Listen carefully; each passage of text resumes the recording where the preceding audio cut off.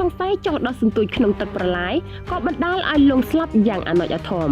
ក្មេងប្រុសសាសាឡាម្នាក់សង្ស័យចោះដោះសន្ទូចក្នុងទឹកប្រឡាយក៏បណ្ដាលឲ្យលងស្លាប់យ៉ាងអនុច្ចអធមបង្កការភ្ញាក់ផ្អើលនៅវេលាម៉ោង 17:35 នាទីថ្ងៃទី 5 ខែមិថុនាឆ្នាំ 2025 នៅចំណុចប្រឡាយទឹកមួយកន្លែងស្ថិតក្នុងភូមិដូនទាវឃុំពីមឯកស្រុកឯកភ្នំខេត្តបាត់ដំបង